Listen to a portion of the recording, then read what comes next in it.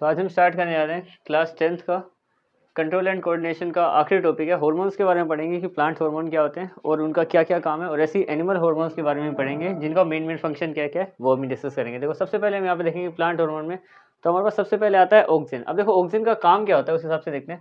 Oxygen का सबसे main काम है कि इट प्रोमोट्स एनलार्जमेंट और ग्रोथ ऑफ प्लांट्स।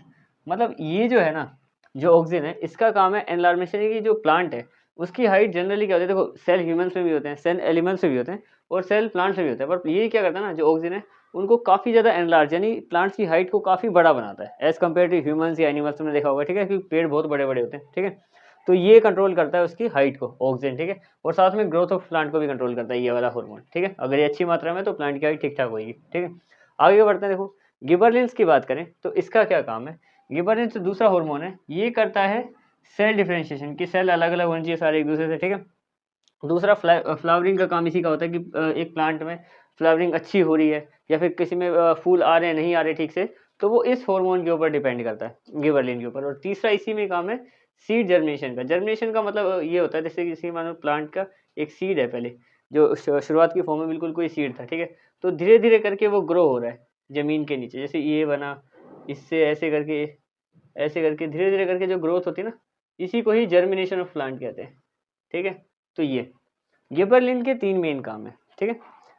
फ्लावरिंग का चेक करना कि अच्छे से फूल हो रहे हैं, अगर ये अच्छी मात्रा में है तो फूल अच्छे होंगे उसमें, कम मात्रा में है ये वाला हार्मोन तो फिर फूल आएंगे गिर जाएंगे, उतने तरीके से चल नहीं पाएंगे, ठीक है। और अगर ये अच्छी मात्रा में तो सीड जर्मिनेशन अच्छे से ग्रो होना या फिर सेल डिफरेंशिएशन, सब सेल अलग अलग रहना, सबका अलग अलग फंक्शन प्रॉपरली होना, ये इसका काम है। मतलब इसमें बेसिकली हमें ये देखना है ना कि कौन से हार्मोन का क्या काम होता है प्लांट के किस हिस्से में, ठीक है। अब जैसे साइटोकिनिन है, ये एक अलग हार्मोन है ये वाला। इसके काम की बात करें तो ये डिले करता है ageing of cell. Ageing of cell का क्या मतलब है, जो सेल की एजिंग है किसमें, प्लांट्स में, उनको डिले करता है। कि मतलब एक प्लांट है, देखो नॉर्मल सी बात करें, एक ह्यूमन है, ठीक है, ये हमारे पास एक इंसान है और ये एक ट्री है मान लो, ठीक है।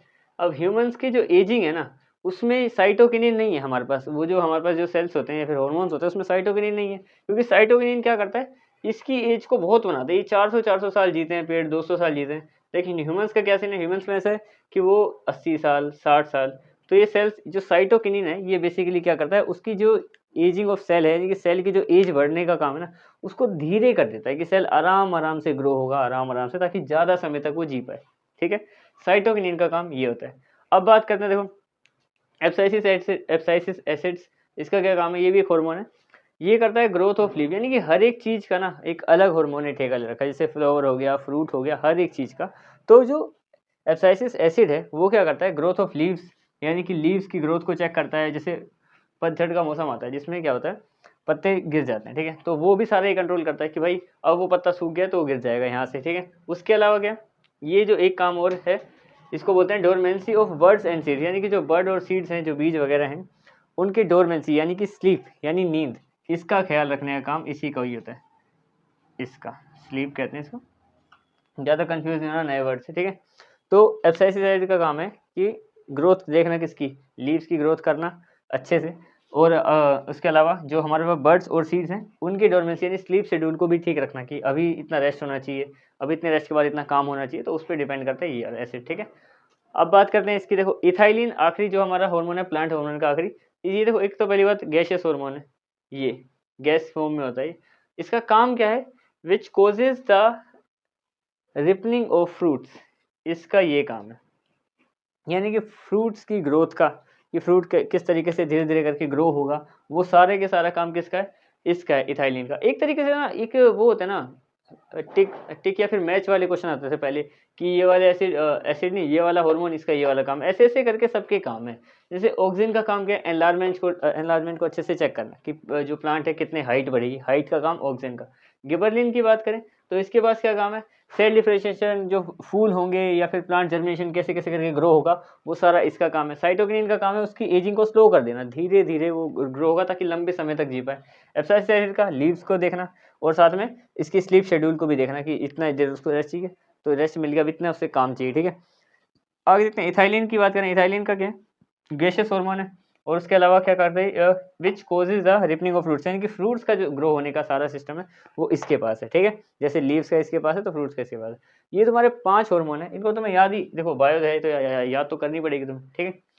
तो ये हो गए प्लांट्स हार्मोन। अब हम आते हैं जो एनिमल्स या फिर जो ह्यूमंस में पाए जाते हैं बेसिकली सेम सेम, तो उन हार्मोन्स पे आते हैं, आगे बढ़ते हैं। वो तुम्हारा आखिरी टॉपिक होगा बिल्कुल इस चैप्टर। अब हम आते हैं इस चैप्टर के आखिरी टॉपिक पे, हार्मोन्स इन एनिमल्स देखेंगे। बस ये लास्ट टॉपिक है, इसमें 5 हार्मोन है, ठीक है। एक एक करके सबको डिस्कस करेंगे और इसी में आगे 2 भी हैं, इसको भी हम देखेंगे आराम से। देखो सबसे पहले पिट्यूटरी ग्लैंड होता है, ठीक है, उसको हम ग्रोथ हार्मोन बोलते हैं। और वो क्या सीक्रेट करता है, क्या डेफिशिएंसी होती है, ये सब चीज़ देखेंगे एक एक करके कि जो अलग अलग ग्लैंड है, ठीक है, वो क्या हार्मोन सीक्रेट करते हैं और उनकी कमी, उन हार्मोन्स की कमी होने की वजह से क्या फ़र्क पड़ता है हमें, ठीक है, और ज़्यादा हो जाए तो क्या फ़र्क पड़ता है, वो जितना है इसमें हम वो सब डिस्कस करेंगे। तो सबसे पहले पिट्यूटरी ग्लैंड की बात करें तो इसमें क्या होता है, ये ग्रोथ हार्मोन है, यानी कि हमारी ग्रोथ जितनी भी होती है ना वो इसके कंट्रोल में होती है, ठीक है। इसमें क्या लिखा है, it located at the base of the brain. Chapter number 7, हाँ इसी चैप्टर में, मतलब चैप्टर नंबर 6 हो गया है अभी फिलहाल, कंट्रोल एंड कोऑर्डिनेशन। इसी चैप्टर में इसमें बता रखा है कि ब्रेन के डायग्राम में पिट्यूटरी ग्लैंड भी होता है, वो उसी के नीचे की तरफ लोकेटेड होता है, ठीक है। अच्छा, ये लोकेशन बता दी। अब इसमें क्या बोला कि excess of secretion of this hormone, जब ये हार्मोन ज़्यादा से ज़्यादा सिक्रीट हो जाता है, कभी कभी ज़्यादा हो जाता है किसी किसी की बॉडी में, तो उससे क्या होता है, ये है जाइगेटिज्म। यानी कि जाइगेटिज्म का मतलब है जितने जैसे जाइंट नहीं बन जाते लोग, अब बहुत ज़्यादा, जैसे नॉर्मल हाइट इतनी है, ठीक है, और अगर किसी के ज़्यादा ही ग्लैंड, अगर ये वाला पिट्यूटरी ग्लैंड ये अपने हार्मोन ज़्यादा सिक्रेट कर दे तो वो नॉर्मल से उसकी हाइट थोड़ी सी बढ़ जाएगी, ये होता है इसमें, ठीक है। ये नॉर्मल अमाउंट में रहे तो हाइट नॉर्मल रहेगी। जैसे द ग्रेट खली है, उसमें देखो उसकी हाइट कुछ ज़्यादा ही है, तो उसमें क्या है कि पिट्यूटरी ग्लैंड जो है उसने ज़्यादा से ज़्यादा हार्मोन सिक्रेट कर रखे हैं, जिसकी वजह से उसको ज़्यादा ही जाइगेंटिज्म फेस करना पड़ता है, मतलब ज़्यादा ही जाइंट बन गई उसकी हाइट, ठीक है। एक ये हो गया। अच्छा, इसी हार्मोन की अगर कमी हो जाए तो क्या होता है, देखो कमी हो जाए तो आता है ड्वार्फिज्म। ड्वार्फिज्म यानी कि ड्वार्फनेस, यानी जो बहरापन होता है बेसिकली वो आ जाता है, ठीक है।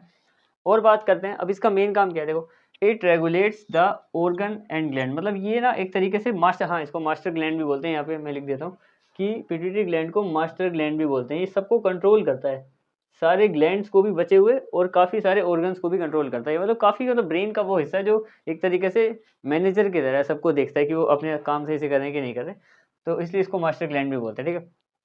अगले देखते हैं, देखो अगला है हमारा, ये है थायराइड ग्लैंड। तो थायराइड ग्लैंड कहाँ पे होता है, located in the neck between trachea and लेरिनेक्स।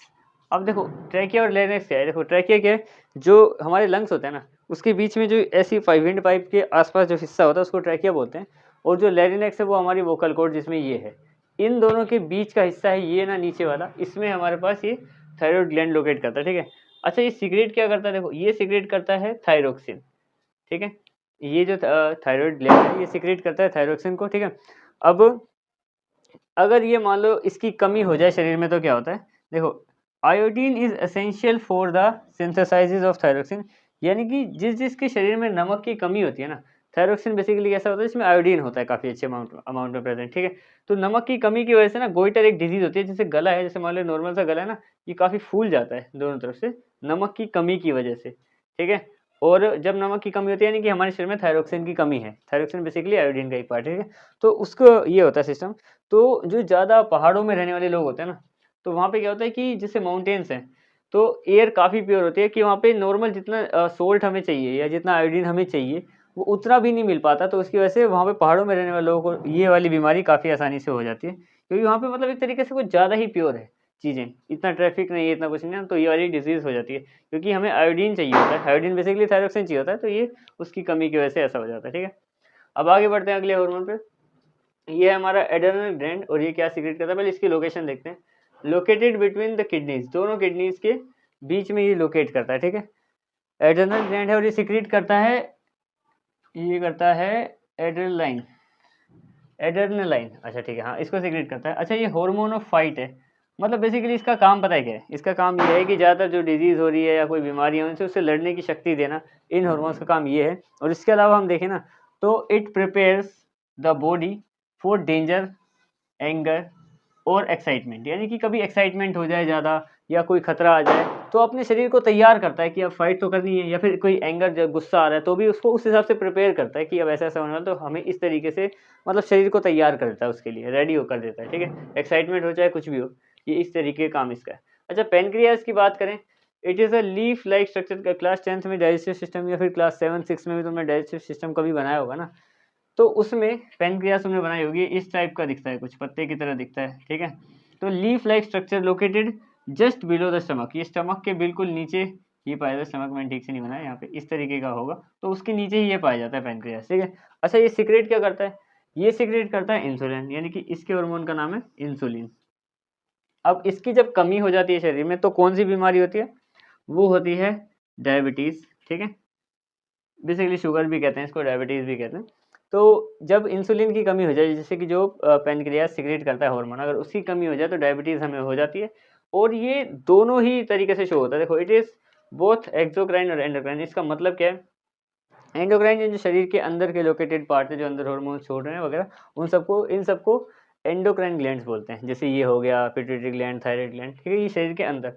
अच्छा, एक्सोक्राइन क्या होता है? एक्सोक्राइन वो होता है जो शरीर के बाहर भी, जैसे मान लो आँख है, आँख से आंसू निकल रहा है, तो वो हमारे शरीर के अंदर से निकला बाहर, ठीक है। या फिर जैसे शरीर से स्वेट निकलता है, पसीना, तो वो भी शरीर से बाहर निकल रहा है, ठीक है।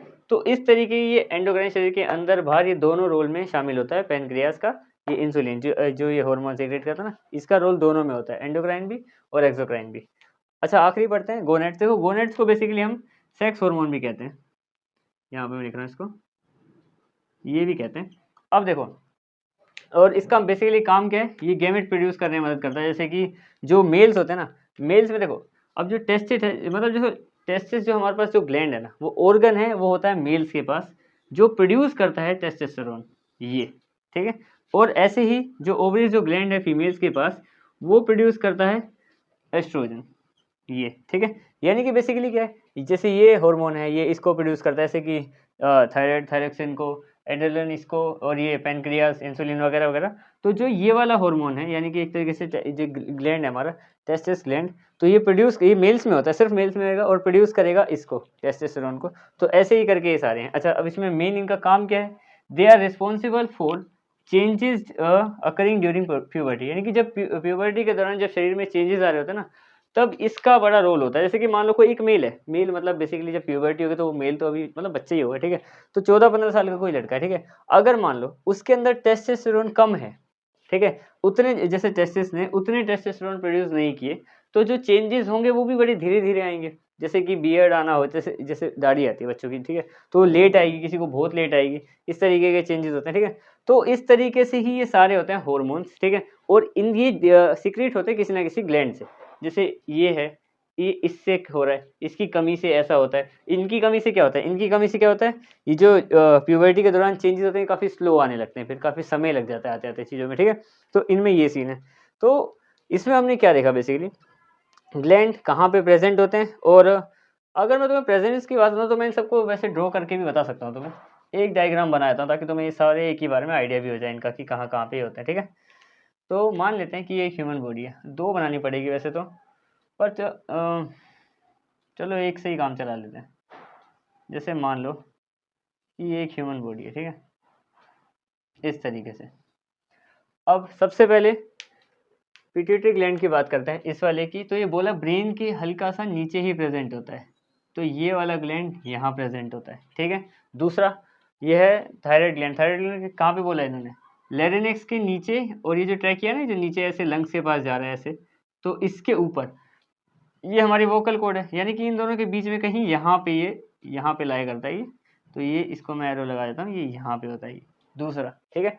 तीसरे की बात करें, एड्रेनल ग्लैंड की कहाँ? किडनीज के बीच में। किडनीज कहाँ पे होती है? किडनी हमारी नीचे होती है यहाँ पे, ये किडनीज मान लो, तो इनके यहाँ पे ये वाला ग्लैंड होता है, ठीक है। अगला पेनक्रियास। पेनक्रियास कहाँ होती है? देखो, ये यहाँ से अगर हमारी ईसोफेगस फूड पाइप जाती है, तो यहाँ पे स्टमक बनता है इस तरीके से, ये लीवर बनता है ऐसे, उसी के नीचे लीफ लाइक स्ट्रक्चर होता है, ये पत्ता, तो ये इस पे मैंने शो कर दिया, यहाँ पे होता है ये।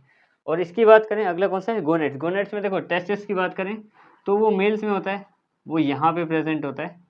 और फीमेल्स में भी, अगर मैं एक और बना ही देता हूँ फीमेल्स के लिए, बाकी बाकी सब सेम है फीमेल्स में, बस एक ये अलग सीन है।